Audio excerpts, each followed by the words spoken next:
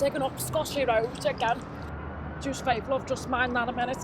Just got to do my intro dead quick and I'll be right with you. Some of us are on a shit.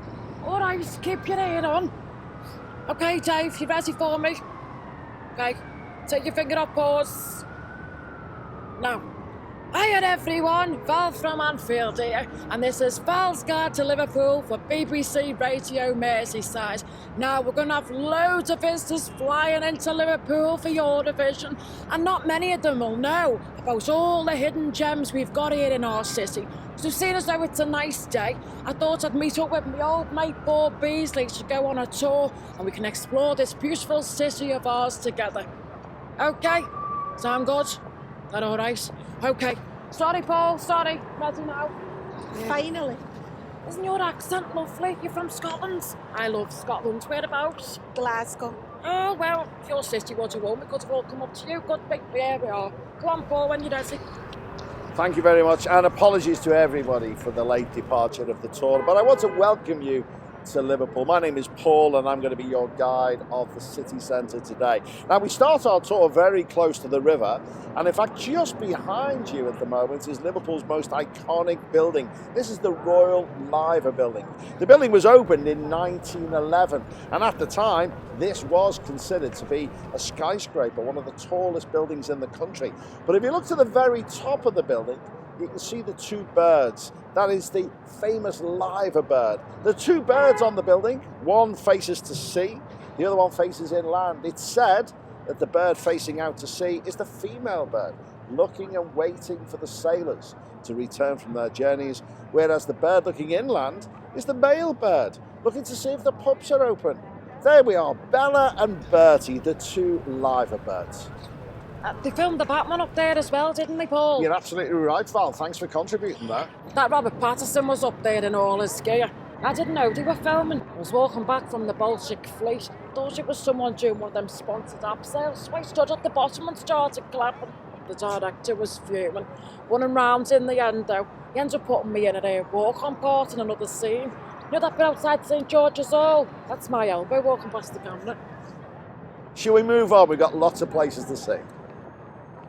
Well, we find ourselves here at the Church of Our Lady and St Nicholas, or St Nick's as everybody calls it. Now, this building isn't very old. Sadly, the older building was destroyed during the Second World War. And originally, the chapel, as it was, would have stood right on the banks of the River Mersey. You want a path? I've got loads of me, Joey. Right up to where the chapel stood, right on the corner of Chapel Street. What's that big gold thing at the top? Ah, now that is the ship called the Donnelly.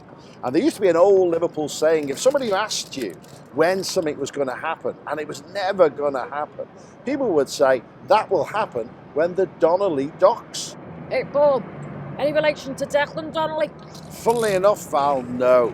Just thought I'd check. That happened Decker everywhere, don't they? Well, here we are in Castle Street, one of the original 7 streets of Liverpool. And the building right in front of you is Liverpool's Town Hall.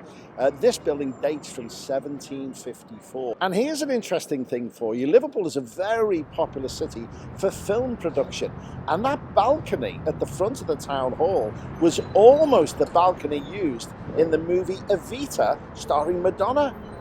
Did you know Madonna doesn't like mayonnaise?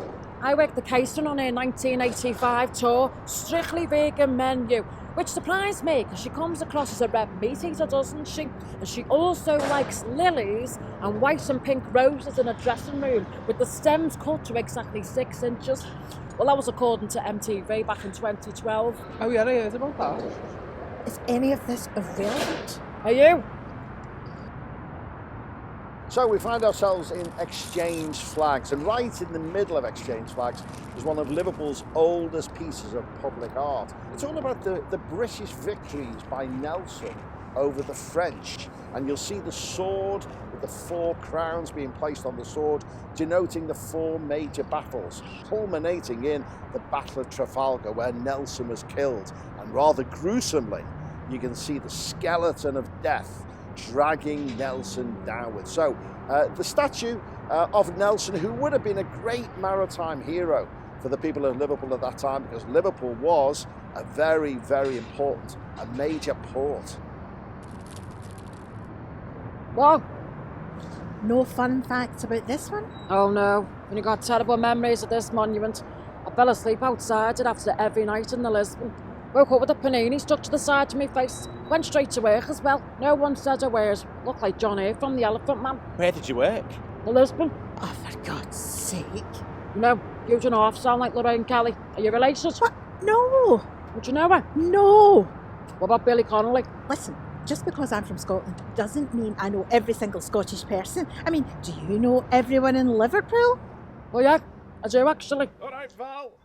How are you, Tony, lad? You alright? How's your mum? Tell her it says hi. I'm just doing something for Eurovision. Tell her I'll pop round later with that Avon money. Alright, kid, nice to see you. Ta-ra. Oh, sorry, Paul. Sorry, everyone.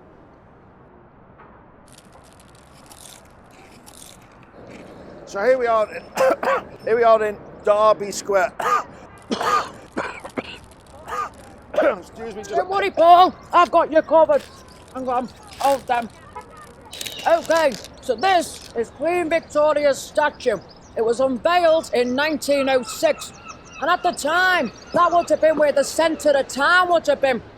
And for 500 years, this was also the site of Liverpool's castle. Okay, I'm okay now, Val. I'm No, okay. it's all right, lad. You have a break. The castle was built in 1238 and stood here until 1725 before it was replaced by St George's Church, where a guy called John Newsham used to preach.